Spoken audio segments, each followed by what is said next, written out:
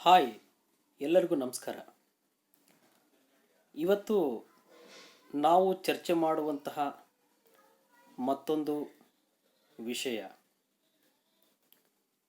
ಆ ವಿಷಯ ಅಂತಂದರೆ ಮಾಡರ್ನ್ ಇಂಡಿಯನ್ ಹಿಸ್ಟ್ರಿ, ಆಧುನಿಕ ಭಾರತದ ಇತಿಹಾಸ, programme BA, subject history, semester 5th, university Vijayanagara Srikrishna Devaraya university Bellary, session 18.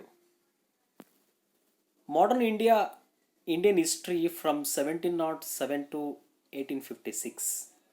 ಆಧುನಿಕ ಭಾರತದ ಇತಿಹಾಸ 1707ರಿಂದ 1856 ಅವಧಿಯಲ್ಲಿ ಬರುವಂತಹ ವಿಷಯಗಳು. ಇಲ್ಲಿ ಘಟಕ ಬಂದು second unit, lord corn Wallis and lord Wellesley. ನಮಗೆ ಪ್ರಮುಖವಾಗಿ ಇವತ್ತು ನಾವು ಚರ್ಚೆ ಮಾಡುವಂತಹ ಘಟಕ ಬಂದು 18ನೇ ಸೆಷನಲ್ಲಿ ಬರ್ತಕ್ಕಂಥದ್ದು Lord Wellesley is subsidiary alliance 1798 ಅಂತ ನಾವು ಕರಿತೀವಿ. ನಮಗೆ ಪ್ರಮುಖವಾಗಿ ಲಾರ್ಡ್ ವೆಲ್ಲೆಸ್ಲಿ ಎನ್ನುವಂಥವನು ಭಾರತದಲ್ಲಿ ಬ್ರಿಟಿಷ್ ಸಾಮ್ರಾಜ್ಯವನ್ನು ವಿಸ್ತರಣೆ ಮಾಡುವಲ್ಲಿ ಮತ್ತು ದೊಡ್ಡ ಮಟ್ಟದಲ್ಲಿ ಕಂಪನಿಯ ರಾಜಕೀಯ ಅಧಿಕಾರಕ್ಕೆ ಸುಭದ್ರವಾಗಿರುವಂತಹ ತಳಹದಿಯನ್ನು ರೂಪಿಸುವಲ್ಲಿ ಭಾಳ ಮಹತ್ವಾಕಾಂಕ್ಷೆ ಉಳ್ಳಂತಹ ವ್ಯಕ್ತಿತ್ವ ಇರುವಂಥವನು ಲಾರ್ಡ್ ವೆಲ್ಲೆಸ್ಲಿ ಆಗಿದ್ದ. ಲಾರ್ಡ್ ವೆಲ್ಲೆಸ್ಲಿ ಭಾರತದಲ್ಲಿ ಇಂಗ್ಲಿಷರ ಒಂದು ಸಾಮ್ರಾಜ್ಯವನ್ನು ಮುಂದುವರಿಸಲಿಕ್ಕೆ, ದೊಡ್ಡ ಮಟ್ಟದಲ್ಲಿ ಕಟ್ಟಿ ರೂಪಿಸಲಿಕ್ಕೆ ಇವನು ತಂದಿರತಕ್ಕಂಥ ಒಂದು ಹೊಸ ರೀತಿಯಾಗಿರತಕ್ಕಂಥ ಬದಲಾವಣೆಯ ವ್ಯವಸ್ಥೆ ಸಹಾಯಕ ಸೈನ್ಯ ಪದ್ಧತಿ ಅಂತ ನಾವು ಕರಿತೀವಿ. ಇದರ ಮೂಲ ಅನೇಕ ರಾಜರುಗಳಲ್ಲಿ, ವಿಶೇಷವಾಗಿ ಮರಾಠರಲ್ಲಿ, ಫ್ರೆಂಚ್ ಗವರ್ನರ್ ಆಗಿರ್ತಕ್ಕಂಥ ಡೂಪ್ಲೆಯ ಆಡಳಿತದ ನೀತಿಯಲ್ಲಿ, ಔದ್ನ ನವಾಬನ ಆರ್ಮಿಯಲ್ಲಿ ನಾವು ಇದರ ಮೂಲವನ್ನು ಪತ್ತೆ ಹಚ್ಚಬಹುದು. ಆದರೆ ವಿಶೇಷವಾಗಿ ಈ ಸಹಾಯಕ ಸೈನ್ಯ ಪದ್ಧತಿ ಎನ್ನುವಂಥ ಈ ಒಂದು ವ್ಯವಸ್ಥೆಯನ್ನು ಹೆಚ್ಚು ಅನುಷ್ಠಾನಗೊಳಿಸುವಲ್ಲಿ ಪ್ರಯತ್ನವನ್ನು ಪಟ್ಟು ಬ್ರಿಟಿಷ್ ಒಂದು ಸಾಮ್ರಾಜ್ಯ ರೂಪಿಸುವಲ್ಲಿ, ರಾಜಕೀಯ ಅಧಿಪತ್ಯತೆಯನ್ನು ಸ್ಥಾಪನೆ ಮಾಡುವಲ್ಲಿ, ದೊಡ್ಡ ಮಟ್ಟದಲ್ಲಿ ಅದನ್ನು ಜಾರಿಗೆಗೊಳಿಸುವಂತಹ ಧೈರ್ಯವನ್ನು ಮಾಡಿರ್ತಕ್ಕಂಥವನು ಲಾರ್ಡ್ ವೆಲ್ಲೆಸ್ಲಿ ಅಂತ ನಾವು ಕರಿತೀವಿ. ಹೈಲೈಟ್ಸ್ ಆಫ್ ಸಬ್ಸಿಡರಿ ಅಲೈನ್ಸ್ ಅಂದರೆ ಪ್ರಮುಖವಾಗಿ ಸಹಾಯಕ ಸೈನ್ಯ ಪದ್ಧತಿಯ ಮುಖ್ಯಾಂಶಗಳನ್ನು ನೋಡಲಿಕ್ಕೆ ನಾವು ಮುಂಚಿತವಾಗಿ what is the meaning of subsidiary alliance, ಸಹಾಯಕ ಸೈನ್ಯ ಪದ್ಧತಿ ಎಂದರೇನು ಎನ್ನುವಂಥ ಅರ್ಥವನ್ನು ನಾವು ಮನಗಾಣಬೇಕಾಗುತ್ತೆ. ಸಹಾಯಕ ಸೈನ್ಯ ಪದ್ಧತಿ ಎಂದರೆ ಅದರ ಹೆಸರೇ ಸೂಚಿಸುವಂತೆ ಇಂಗ್ಲಿಷರ ಸಾರ್ವಭೌಮತೆಯನ್ನು ದೇಶೀಯ ರಾಜರುಗಳು ಒಪ್ಪಿಕೊಂಡು, ದೇಶೀಯ ರಾಜರುಗಳು ಆಂಗ್ಲರ ಅರ್ಥಾತ್ ಇಂಗ್ಲಿಷರ ಆಶ್ರಿತ ರಾಜ್ಯಗಳಾಗಿ ರೂಪಿತಗೊಂಡು, ದೇಶೀಯ ರಾಜರುಗಳು ತಮ್ಮ ರಾಜ್ಯದ ಒಳಗಡೆ ವಿದೇಶಿ ಶಕ್ತಿಗಳಾಗಿರುವಂತಹ ಫ್ರೆಂಚರು ಇನ್ನಿತರರನ್ನು ಹೊರಗೆ ಹಾಕುವಂತಹ, ಬ್ರಿಟಿಷರನ್ನು ಉಳಿಸಿಕೊಳ್ಳುವಂತಹ ಒಂದು ವ್ಯವಸ್ಥೆಯನ್ನು ಸಹಾಯಕ ಸೈನ್ಯ ಪದ್ಧತಿ ಎಂದು ಕರೆಯುತ್ತೇವೆ. ಇದರ ಮೇಲ್ನೋಟ ಮತ್ತು ಒಳನೋಟ ಎರಡರ ನೋಟವನ್ನು ಪರಿಶೀಲನೆ ಮಾಡಿದಾಗ ಅಂತಿಮವಾಗಿರತಕ್ಕಂಥ ಒಂದು ರಿಸಲ್ಟ್ ಎಂದರೆ ಇಂಗ್ಲಿಷರ ಅಧಿಕಾರದ ಸಂಪೂರ್ಣವಾಗಿರುವಂಥ ಹಿಡಿತ ಮತ್ತು ದೇಶೀಯ ರಾಜರ ಸ್ವಾತಂತ್ರ್ಯ ಹರಣ ಮತ್ತು ಗುಲಾಮಗಿರಿತನ ಎನ್ನುವಂಥದ್ದು ಸ್ಪಷ್ಟವಾಗುತ್ತೆ. ಈ ಸಹಾಯಕ ಸೈನ್ಯ ಪದ್ಧತಿಯ ಮುಖ್ಯಾಂಶಗಳನ್ನು ನೋಡೋದಾದ್ರೆ, in reality by the signing a subsidiary alliance on India state virtually signed away it is independency, the right to self-defense, maintaining the diplomatic relations, employing foreign experts, and setting it is disputes with its neighbors. ಈ ಒಂದು ಸಹಾಯಕ ಸೈನ್ಯ ಪದ್ಧತಿಗೆ ಯಾರು ಒಳಪಡ್ತಾರೆ, ಅರ್ಥಾತ್ ಸಹಾಯಕ ಸೈನ್ಯ ಪದ್ಧತಿಗೆ ಸಹಿಯನ್ನ ಮಾಡ್ತಾರೆ, ಇಷ್ಟು ಕಂಡೀಷನ್ಗಳನ್ನು ಅಥವಾ ಇಷ್ಟು ಕರಾರುಗಳನ್ನು ಒಪ್ಪಿಕೊಳ್ಳಬೇಕಾಗುತ್ತದೆ. ಏನೇನು ಕರಾರುಗಳು? ಇಟ್ ಈಸ್ ಇಂಡಿಪೆಂಡೆನ್ಸ್, ಸಹಾಯಕ ಸೈನ್ಯ ಪದ್ಧತಿಗೆ ಒಳಪಟ್ಟಿರ್ತಕ್ಕಂಥ ರಾಜರ ಆಂತರಿಕ ಸ್ವಾತಂತ್ರ್ಯವನ್ನು ಬ್ರಿಟಿಷ್ ಈಸ್ಟ್ ಇಂಡಿಯಾ ಕಂಪನಿ ಎನ್ನುವಂಥದ್ದು ಕಾಪಾಡಬೇಕು ಮತ್ತು ಗೌರವಿಸಬೇಕು. It is right. ಈ ಪದ್ಧತಿಯ ಒಂದು ಕರಾರು ಇದು. The right of self defence, ಈ ಸಹಾಯಕ ಸೈನ್ಯ ಪದ್ಧತಿಗೆ ಒಳಪಡುವಂತಹ ರಾಜರುಗಳಿಗೆ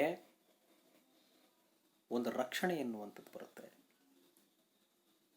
ರಕ್ಷಾ ಕವಚ ಎನ್ನುವಂಥ ರೀತಿಯಲ್ಲಿ ಕಂಡು ಬರುತ್ತೆ. ಒಬ್ಬ ವ್ಯಕ್ತಿ ಹತ್ರ ಒಂದು ವೆಪನ್ಸ್ ಎನ್ನುವಂಥದ್ದಿದ್ದಾಗ ಅವನು ನಿರ್ಭಯವಾಗಿ ಓಡಾಟವನ್ನು ಮಾಡ್ತಾನೆ, ಯಾವುದೇ ರೀತಿಯಾಗಿರ್ತಕ್ಕಂಥ ಭಯವಿಲ್ಲದೆ ಅವನು ಸಂಚಾರವನ್ನು ಮಾಡ್ತಾನೆ. ಬಿಕಾಸ್ ಅವನ ಹತ್ರ ಒಂದು ಆಯುಧ ಎನ್ನುವಂಥದ್ದು ಇರುತ್ತೆ. ಒಬ್ಬ ಮನುಷ್ಯನಿಗೆ ದುಡ್ಡು ಎನ್ನುವಂಥದ್ದಿದ್ದಾಗ ಅವನು ಒಂದು ಕಾನ್ಫಿಡೆನ್ಸ್ ಲೆವೆಲೇ ಚೇಂಜ್ ಆಗುತ್ತೆ. ಆ ಥರ ಬ್ರಿಟಿಷ್ ಈಸ್ಟ್ ಇಂಡಿಯಾ ಕಂಪನಿ ಎನ್ನುವಂಥದ್ದು ಸಹಾಯಕ ಸೈನ್ಯ ಪದ್ಧತಿಯ ಮೂಲಕ ನಮ್ಮ ಬೆನ್ನು ಹಿಂದುಗಡೆ ಇದೆ ಅಂತಂದರೆ ನಮಗೆ ಸಂಪೂರ್ಣವಾಗಿರ್ತಕ್ಕಂಥ ರಕ್ಷಣೆ ಇರುತ್ತೆ ಎನ್ನುವಂಥ ಅರ್ಥವನ್ನು ದೇಶೀಯ ರಾಜರುಗಳು ತಿಳಿದುಕೊಂಡರು.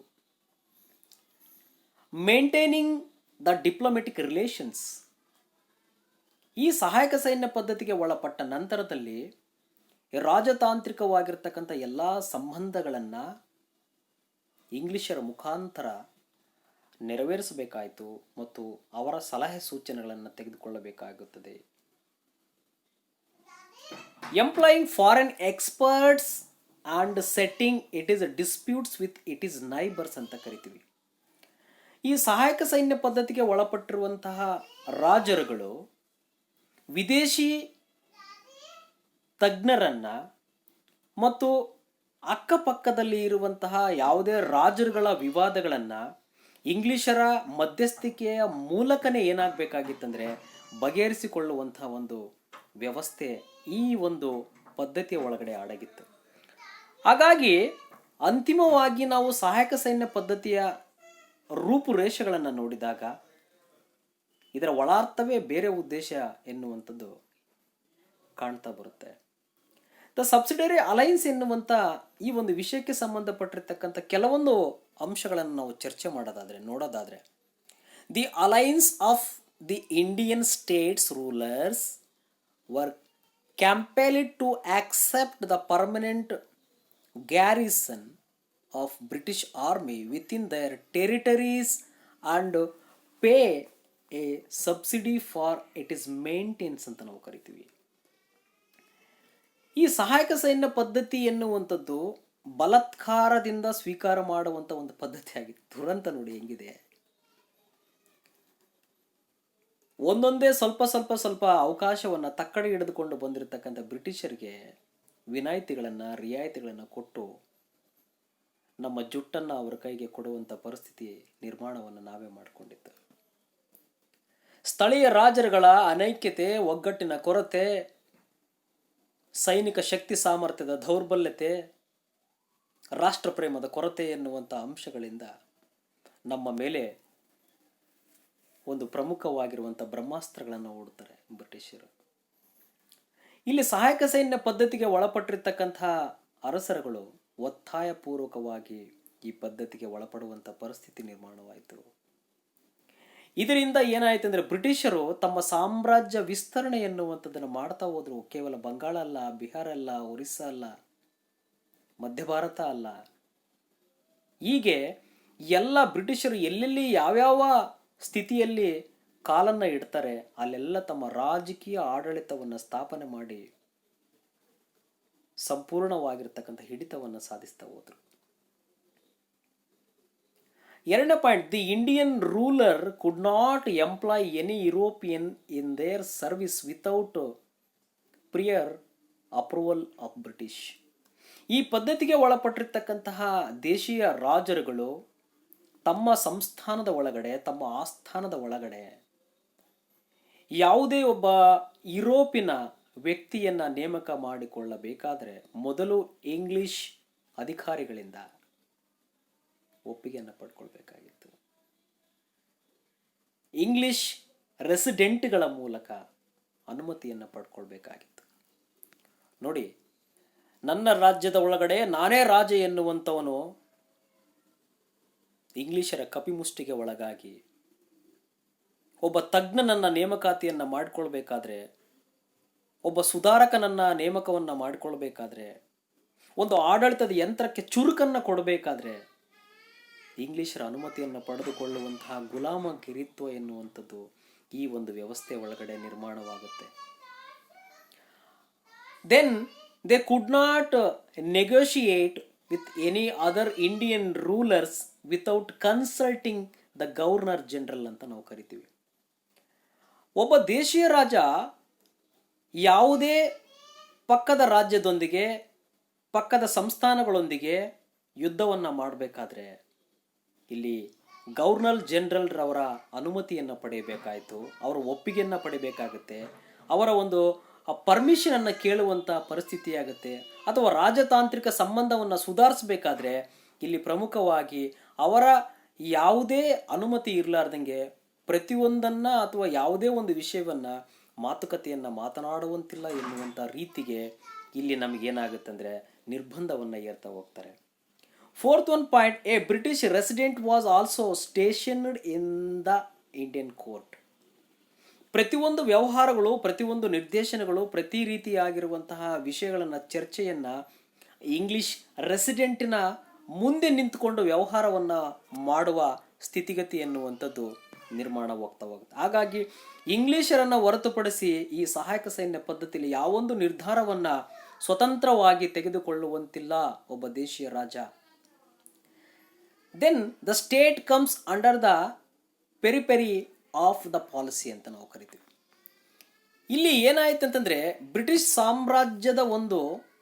ಸಾಮ್ರಾಜ್ಯದ ವಿಸ್ತರಣೆಯ ಒಂದು ನೀತಿ ಎನ್ನುವಂಥದ್ದು ಹೇಗೆ ಕಾಣುತ್ತೆ ಅಂತಂದ್ರೆ, ಅಥವಾ ಯಾವ ರೀತಿಯಾಗಿ ಬ್ರಿಟಿಷರು ತಮ್ಮ ಸಾಮ್ರಾಜ್ಯವನ್ನು ವಿಸ್ತರಣೆ ಮಾಡಿದ್ರು ಅಂತಂದ್ರೆ, the one point, the Nizam of Hyderabad was the first victim of this policy.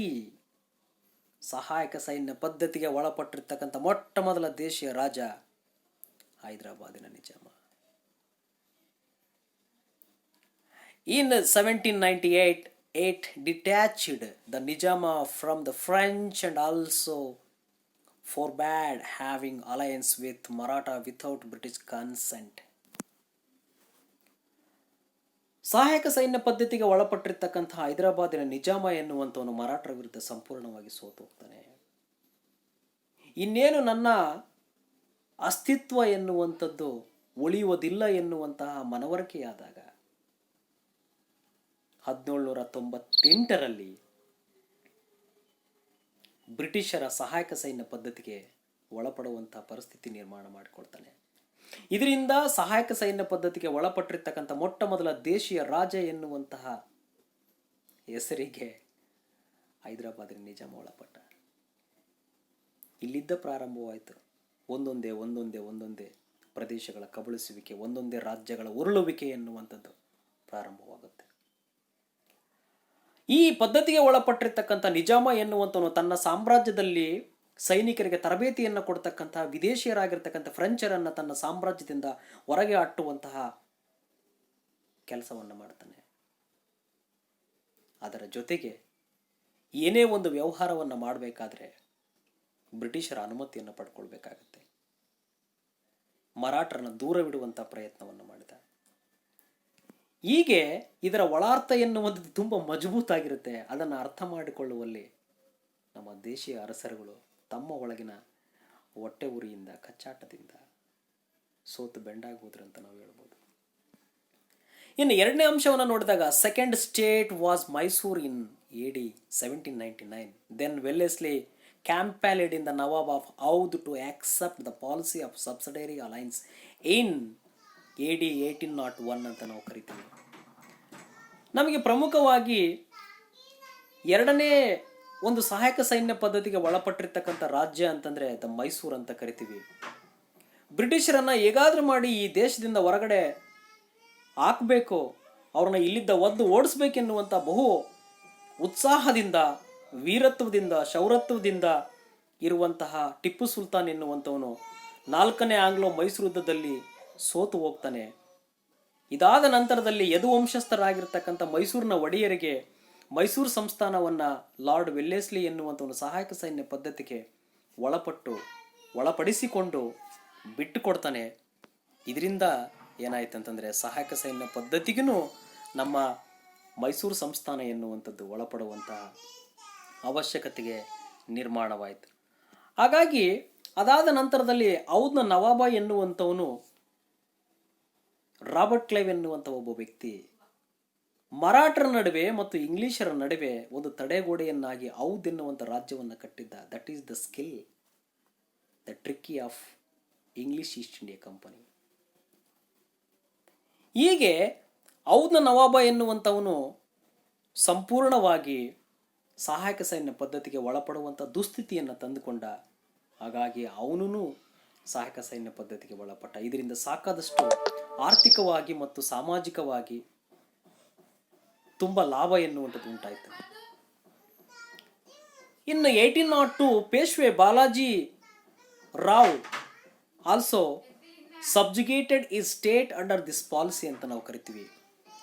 ನಮಗೆ ಮರಾಠರಲ್ಲಿ ನಾನಾ ಫಡ್ನವೀಸ್ ಎನ್ನುವಂಥವನ ಮರಣಕ್ಕೆ ತುತ್ತಾದಾಗ ಏನಾಯಿತು ಅಂತಂದರೆ, ನಮಗೆ ಪ್ರಮುಖವಾಗಿ 2ನೇ ಬಾಜಿರಾವ್ ಎನ್ನುವಂಥವನು ಸಿಂಧಿಯಾ ಮತ್ತು ಬೋನ್ಸ್ಲೆ ಎನ್ನುವಂಥವರ ಪ್ರಯತ್ನದಿಂದ ಸೋತು ಅವನು ಫೇಲ್ಯೂರ್ ಆಗ್ತಾನೆ.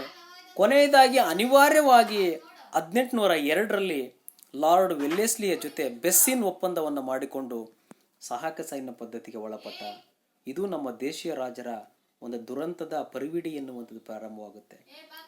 ಅದಾದ ನಂತರದಲ್ಲಿ fourth one point, the many Maratha state like Bhonsle and Scindia the 1803 accepted the terms of the policy ಅಂತ ನಾವು ಕರಿತೀವಿ. ಕೊನೆಯದಾಗಿ ಇಲ್ಲಿ ನಮಗೆ ಸಿಂಧಿಯಾ ಎನ್ನುವಂಥವನು ಮತ್ತು ಬೋನ್ಸ್ಲೆ ಎನ್ನುವಂಥವ್ರನ್ನು 1803ರಲ್ಲಿ ಸೋತು ಸಂಪೂರ್ಣವಾಗಿ ಬ್ರಿಟಿಷರ ಒಂದು ಸಹಾಯಕ ಸೈನ್ಯ ಪದ್ಧತಿಗೆ ಒಳಪಟ್ಟರು. ಹೀಗಾಗಿ ಒಟ್ಟಾರೆಯಾಗಿ ಲಾರ್ಡ್ ವೆಲ್ಲೆಸ್ಲಿಯ ಕನಸನ್ನು ನನಸು ಮಾಡಲಿಕ್ಕೆ ಅವನ ಪ್ರಯತ್ನ ಮತ್ತು ದೇಶೀಯ ರಾಜರ ವೈರತ್ವ, ಅನೈಕ್ಯತೆ ಎನ್ನುವಂಥದ್ದು ಎಲ್ಲವೂ ಕೂಡಿ ಬಂತು ಅಂತ ನಾವು ಕರಿತೀವಿ. ಭಾರತದ ಗುಲಾಮಗಿರಿಗೆ ಒಳಪಡುವಂಥ ಪರಿಸ್ಥಿತಿ ನಿರ್ಮಾಣವಾಯಿತು. ಇಂಗ್ಲಿಷ್ ಈಸ್ಟ್ ಇಂಡಿಯಾ ಕಂಪನಿಯ ಪ್ರತಿಯೊಂದು ನೀತಿಗಳು ಮೇಲುಗೈ ಸಾಧಿಸಿತು ಅಂತ ಹೇಳಲಿಕ್ಕೆ ಆಗುತ್ತೆ ಅಂತ ನಾವು ಕರಿತಾ ಹೋಗ್ಬೋದು. ಧನ್ಯವಾದಗಳು.